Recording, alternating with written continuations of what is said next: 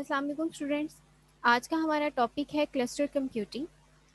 इसमें हम सबसे पहले जो है थोड़े बैकग्राउंड की बात करेंगे। जैसे जैसे हमारा जो है पैरेलल सिस्टम्स और डिस्ट्रीब्यूटेड सिस्टम्स हमने प्रीवियस लेक्चर में स्टडी किए हैं। तो पैरेलल सिस्टम जो था वो हमने डिज़ाइन किया था, उसकी आर्किटेक्चर्स को देखा था कि मल्टीपल प्रोसेसर्स को यूज़ करते हुए या मल्टीपल कंप्यूटर्स को यूज़ करते हुए हमने अपनी कंप्यूटेशन पार्ट जो है उसको इंक्रीज़ किया था। डिफरेंट आर्किटेक्चर्स को डिज़ाइन करते हुए या डिफरेंट सॉफ्टवेयर्स में अल्ट्रेशंस जो है वो हमने परफॉर्म की थी, जिससे मकसद क्या था इसका, सिर्फ कि हम हाई परफॉर्मेंस जो है वो अचीव कर सकें, कंप्यूटेशन पार्ट जो है वो इंक्रीज़ कर सकें। उसके अलावा कुछ ऐसे सिस्टम्स जो थे जिनमें डायरेक्ट लिंक था आपस में कम्युनिकेशन का, उनको हमने स्विचेस के साथ रिप्लेस कर दिया after parallel computing platform.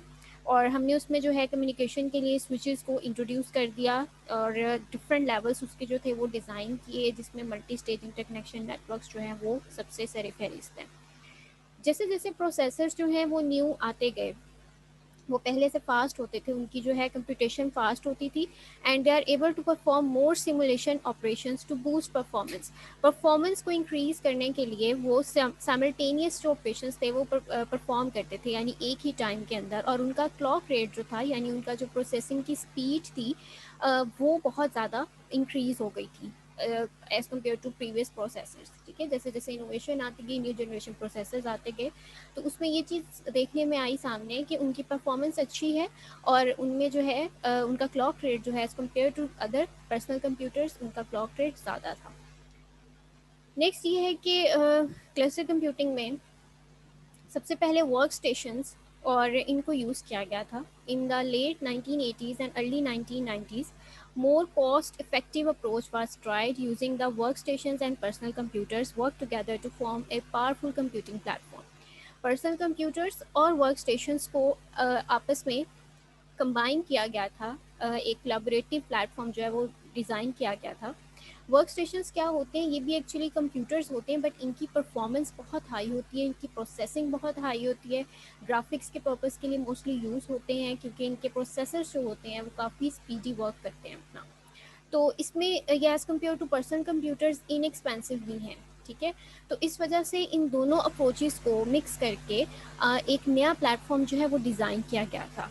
A number of projects explored forming groups of the computers from various perspectives. Some projects use workstations to form the cluster of networks, जिसको हम COW से प्रेजेंट करते हैं, या नेटवर्क ऑफ नेटवर्क्स NOW। ठीक है, बहुत सारे जो थे प्रोजेक्ट्स इसमें डिज़ाइन हुए, जिसमें उन्होंने वर्क स्टेशंस को क्लस्टर किया और जो वर्क स्टेशंस का नेटवर्क एक डिज़ाइन हुआ उसको एक ग्रुप के फॉर्म में जो है कोलैबोरेटिव फॉर्म में प्रेजेंट किया।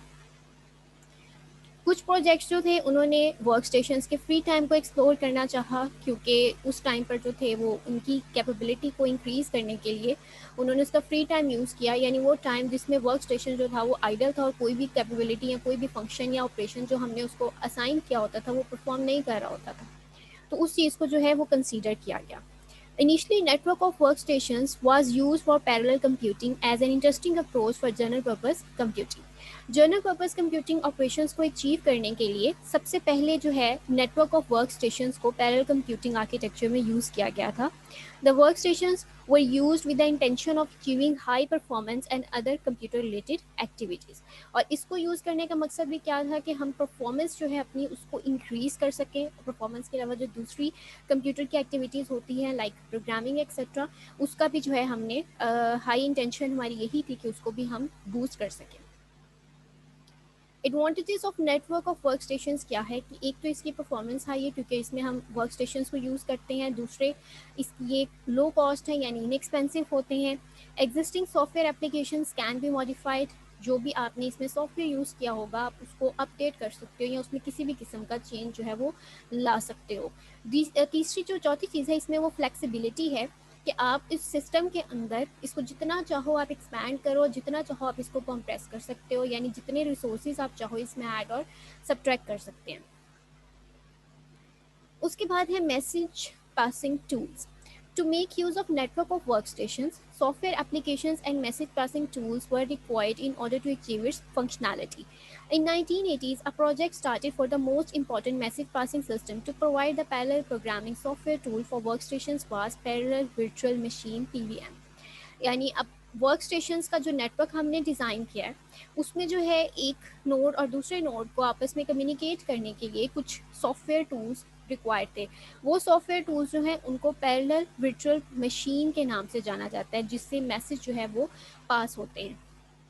उसके बाद जो है ये पीवीएम इंटीग्रेट हुआ और कॉन्फ़िगर होने के बाद इसमें न्यू जो है वो एनहांसमेंट आई और सब्सिक्वेंट इसके जो है वो लेवल्स बनते गए और अब जो यूज़ हो रहा था वो है मैसेज पासिंग इंटरफेस। ये भी आपका जो है इम्पोर्टेंट मैसेज पासिंग सिस्टम है, टूल है, जिससे जो है आप एक work station network work station में कम्युनिकेशन करवाते हैं डिफरेंट पैकेट्स की। उसके बाद है cluster computing, the concept of using multiple interconnected personal computers as a parallel computing platform matured in 1990s as PCs progressed in power and becoming expensive. Workstations were replaced by the regular PCs and the distinction between the two disappeared. इसमें क्या हुआ है कि 1990s में जब हमने work stations को एक सिंगल कंप्यूटर की निस्बत जो ट्रेडिशनल हमारा प्रोसेसिंग सिस्टम था उससे हमने रिप्लेस कर दिया। और क्या था कि जब हम इसको लेबॉर्ट्री पर्पस में यूज़ करते थे तो ये इन दोनों की जो है डिस्टिंक्शन कि ये वर्क स्टेशन है या सिंगल पर्पस कंप्यूटर है, वो डिस्टिंक्शन ही डिसअपियर हो गई थी। तो हम सिंगल कंप्यूटर जो सिस्टम था उसको भी वर्क स्टेशन ही कंसीडर कर रहे थे। ठीक है, तो इससे क्या है, टर्म जो है नेटवर्क ऑफ वर्क स्टेशंस वो अराइज हुई और उसको क्लस्टर कहा गया। And using computers in A cluster collectively on a single platform by the term cluster computing. और जो भी प्रॉब्लम उनको असाइन की गई थी एक प्लेटफॉर्म के ऊपर और वो इकट्ठे उसको सॉल्व कर रहे होते थे, उसको उस टर्म को जो है हमने क्लस्टर कंप्यूटिंग कहा है। तो अगर हम अब इसको डिफाइन करें तो इसकी डेफिनेशन क्या होगी, cluster computing is a technique of connection two और more computers in a network in order to take the advantage of parallel processing power of those computers. यानी हमने दो या दो से ज़्यादा कंप्यूटर्स को जो है वो आपस में एक क्लस्टर के फॉर्म में कंबाइन करना है और कंबाइन करने के बाद हमने क्या करना है, पैरेलल प्रोसेसिंग जो है यानी उनके प्रोसेसर्स को पैरेलली वर्क करवाते हुए जो एडवांटेज है हमारा पैरेलल प्रोसेसिंग का वो हमने अचीव करना है। तो ये जो है ये बेसिक डेफिनेशन है क्लस्टर कंप्यूटिंग की। उसके बाद ये कि कम्युनिकेशन का मेथड जो है नेटवर्क कंप्यूटर्स में वो मोस्टली जैसे कंप्यूटर नेटवर्क्स में हम ऑलरेडी स्टडी कर चुके थे इस चीज़ को कि एथरनेट जो है हम कनेक्शंस को यूज़ करते हैं जिसमें आपके पास एक सिंगल वायर होती है और कंप्यूटर्स जो हैं वो अटैच होते हैं उस वायर के साथ। The use of single wire was regarded as cost and layout advantage of ethernet design. ठीक है, क्योंकि ये कॉस्ट इफेक्टिव और लेआउट जो है इसमें हम इजीली मैनेज कर सकते हैं। However, nowadays single wire has been replaced with various switches and hubs. अब जो सिंगल वायर है यानी डायरेक्ट लिंक जो था वो अब कनेक्शन जो है वो किस चीज़ से हमने रिप्लेस कर दिया है, स्विचेस और हब्स के साथ। स्विच जो है वो डायरेक्ट स्विच कनेक्शन जो है कंप्यूटर्स के दरमियान वो अलाउ करता है, जबकि हब जो है वो सिंपली एक पॉइंट होता है जहाँ पर तमाम कंप्यूटर्स जो हैं वो आपस में कनेक्ट होते हैं। Ethernet frame format क्या है? In Ethernet type of connection, all transfer between the source and destination are carried in packets serially, one bit after another on the wire. एक वायर जो हमारा ट्रेडिशनल था जिसमें हम सिंगल वायर को use कर रहे थे डायरेक्ट लिंक को, उसमें सीरियल मैनर के अंदर आपका यानी एक पैकेट जो है पहले वो होता था, एक बिट ट्रांसफ़र हुई और उसके बाद नेक्स्ट बिट आती थी। The packet carries the source address, destination address and the data. और वो पैकेट जो आप ट्रांसफ़र कर रहे होते थे एक नोड से दूसरे नोड तक थ्रू द एथरनेट वायर, उसमें एक आपका सोर्स एड्रेस होता था यहाँ जहाँ से पैकेट जो है वो लीव कर रहा है, डेस्टिनेशन एड्रेस होता था जहाँ पर पैकेट ने मूव करना है, और डाटा यानी वो मैसेज उस पैकेट के अंदर होता था जो हम सोर्स से डेस्टिनेशन तक डिलीवर कराना चाहते हैं। तो फॉर्मेट जो है उसका सिंपली इस तरह से था कि फ्रेम का सीक्वेंस 32 बिट्स का डाटा जो जिस भी टाइप का होता था आपका, और उसके बाद जो है उसके बिट्स, फिर उसका सोर्स एड्रेस, फिर उसका डेस्टिनेशन एड्रेस, और उसके बाद प्रीएम्बल जो है वो टोटल जो है डायरेक्शन उसकी बता रहा था। उसके बाद जो है हमने ये देखना है कि नेटवर्क एड्रेसिंग जो है वो नेटवर्क कंप्यूटर्स के अंदर जो हमने क्लस्टर अप्रोच बनाई है उसमें मैसेज पासिंग जो है वो सिंपली टीसीपी आईपी प्रोटोकॉल के थ्रू होती है।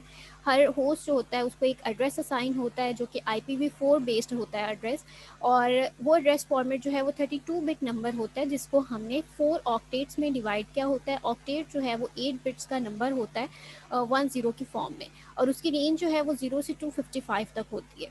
तो IP addressing जो है information is important to setting up a cluster because IP addressing is usually used to communicate between computers within the clusters and between the clusters and users outside the clusters.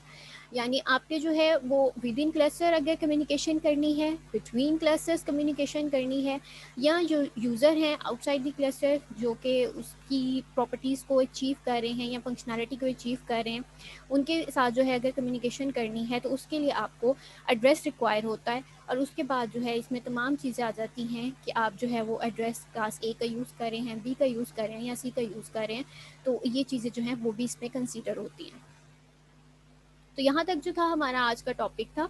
तो अगर इससे related जो है किसी का कोई question हो, cluster computing जो एडवांस टॉपिक है, लेटेस्ट वर्जन है पैरेलल कंप्यूटिंग की फंक्शनैलिटी को अचीव करने का, तो आप जो है वो पूछ सकते हैं। Thank you so much.